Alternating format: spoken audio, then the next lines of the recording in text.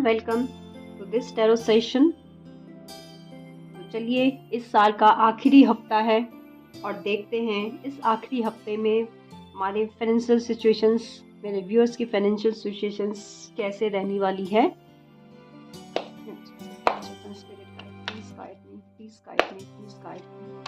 Regarding the financial situations of all my viewers, जो भी इस वीडियो तक पहुंचे हैं उनको फाइनेंशियल रीडिंग से guide. Thank you.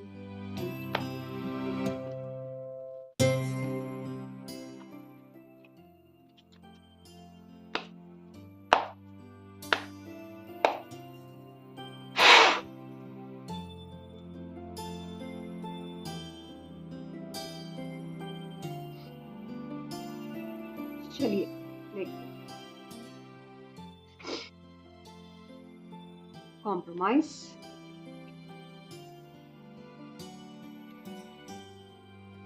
the creator,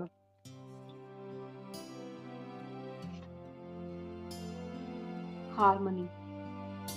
चलिए जानते हैं क्या छिपा इन कार्ड्स में। कॉम्प्रोमाइज, तो ये हिंट दे रहा है कि इस हफ्ते आपको कुछ फाइनेंशियल कॉम्प्रोमाइजेस या एडजस्टमेंट्स करने की ज़रूरत हो सकती है। ये सिचुएशन इंडिकेट करती है कि आपको शायद अपने एक्सपेक्टेशंस को एडजस्ट करना पड़े, specially if certain financial goals are not fully melt. ये ज़रूरी नहीं है कि ये नेगेटिव हो, कभी कभी छोटे मोटे कॉम्प्रोमाइजेस भी हमारे ओवरऑल प्रोग्रेस के लिए ज़रूरी होते हैं। फॉर एग्जाम्पल, अगर कोई फाइनेंशियल इन्वेस्टमेंट या डिसीजन आपके प्लान से मैच नहीं करता तो इस हफ्ते फ्लेक्सिबिलिटी दिखाना बेनिफिशियल हो सकता है। रिमेंबर, थोड़ा कॉम्प्रोमाइज करके आप अपने बड़े गोल्स के और करीब जा सकते हैं।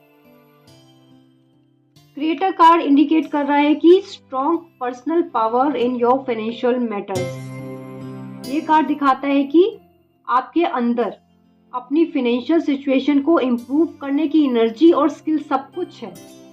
तो इस वीक में आपको अपनी क्रिएटिविटी और इंस्टिंक्ट्स पर ट्रस्ट करना चाहिए, क्योंकि क्रिएटर का जो वर्ड है ये अपने आप में मतलब है कि आप अपने फाइनेंशियल सिचुएशन को एक्टिवली इम्प्रूव कर सकते हैं। आप में क्षमताएं हैं बाय टेकिंग इंस्पायर्ड एक्शंस और एक्सप्लोरिंग न्यू आइडियाज खुद क्रिएट कर सकते हैं।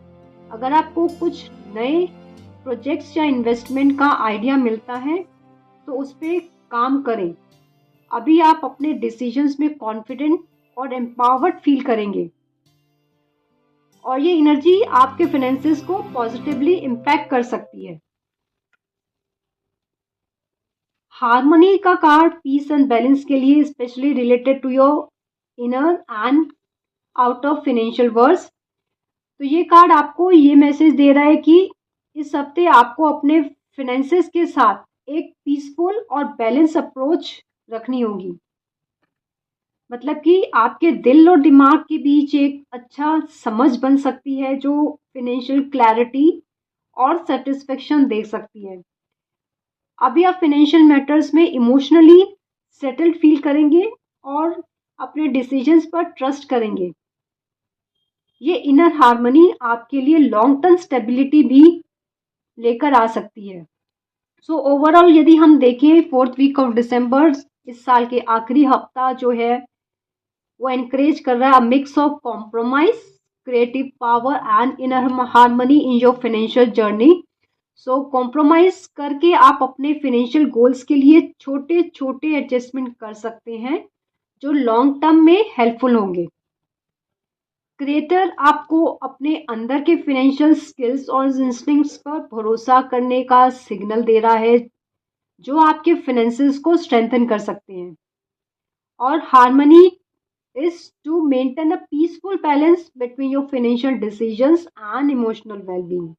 So by combining these energies, you can end the month on a note of balance, empowerment and contentment in your finances. तो इस रीडिंग के साथ ये दिसंबर 4th वीक की जो फाइनेंशियल रीडिंग है वो ख़त्म होती है। आपका आने वाला साल बहुत अच्छा जाए। आपके लाइफ में love, luck, money, fame, success, good health, peace, prosperity सब कुछ आए। उसके लिए थोड़ा सा आपको भी करना पड़ेगा कि फॉरगिव एवरीवन, लेट गो। जिसने भी आपको हर्ट किया उसे फॉरगिव करो, और आपने किसी को हर्ट किया उससे फॉरगिवनेस मांग लो। सामने नहीं मांग सकते तो सिर्फ एक प्रेयर करो, हे दिव्यात्मा, हे दिव्य ऊर्जाओं, मैंने किसी भी जन्म में, मेरी आत्मा ने कभी भी आपको दुख दिया या तकलीफ दी है तो उसके लिए मैं क्षमा करता हूँ या करती हूँ, क्षमा मांगती हूँ। और किसी ने मुझे हर्ट किया है तो मैं उसे क्षमा करता हूँ। और हे भगवान, मुझे दूसरों को क्षमा करने और मेरे अंदर भी जो ग्रजेस हैं वो निकलने में, रिलीज़ करने में मेरी मदद करना। आपका बहुत बहुत धन्यवाद।